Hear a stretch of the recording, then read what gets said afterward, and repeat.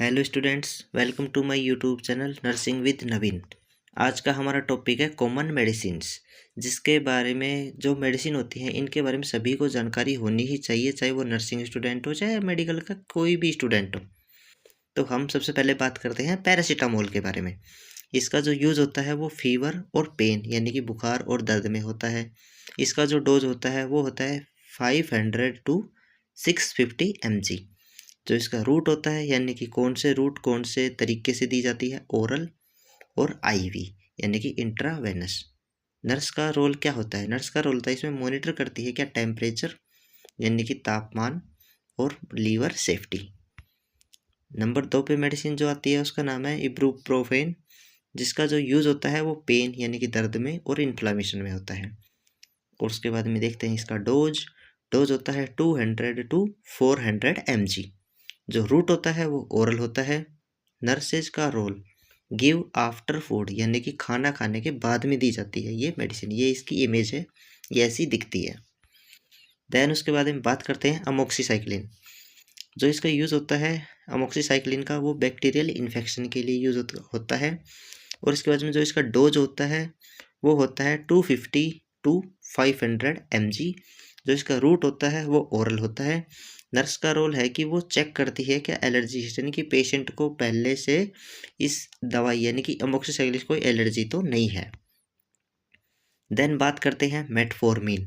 Metformin का use होता है डायबिटीज़ मेलाइटस यानी कि शुगर के पेशेंट में। और जो इसका डोज होता है वो होता है 500 mg। जो इसका रूट होता है वो ओरल होता है। और नर्स का रोल होता है वो मॉनिटर करती है क्या ब्लड शुगर। और इसकी ये इमेज है, ये ऐसी दिखती है, मेटफॉर्मिन टैबलेट्स। देन बात करते हैं ओमिप्राजोल। ओमिप्राजोल के नॉर्मली फॉर्म में आते हैं, कैप्सूल के फॉर्म में आते हैं। इसका जो यूज़ होता है वो होता है गैस्ट्रिक एसिड कंट्रोल यानी कि जब गैस्ट्रिक एसिड बढ़ जाता है हमारे स्टमक में तो उसको कंट्रोल करता है, यानी कि गैस में एसिडिटी में इसका क्या करते हैं, यूज करते हैं। जो इसका डोज होता है वो होता है 20 mg। और इसका रूट होता है ओरल और आईवी। आईवी मतलब इंट्रावेनस, ठीक है। उसके बाद में नर्स का रोल आता है कि गिव बिफोर मील्स यानी कि खाना खाने से पहले दी जाती है ये मेडिसिन। ये इसकी इमेज है। देन बात करते हैं एट्रोवास्टाटिन। इसका जो यूज़ होता है वो हाई कोलेस्ट्रॉल में होता है। देन इसकी डोज जो होती है वो होती है 10 टू 20 mg। और इसका जो रूट होता है यानी कि कौन से रूट से दी जाती है ये मेडिसिन, तो रूट होता है इसका ओरल। नर्स का रोल होता है मॉनिटर करती है क्या लिपिड प्रोफाइल। देन बात करते हैं सालबुटामोल।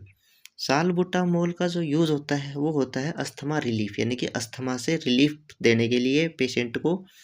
और इसका जो डोज डोज कितना होता है इनहालेशन यानी कि जो इसका रूट होता है वो इनहेलर के रूप में हो सकता है, देन नेबुलाइजर के रूप में हो सकता है।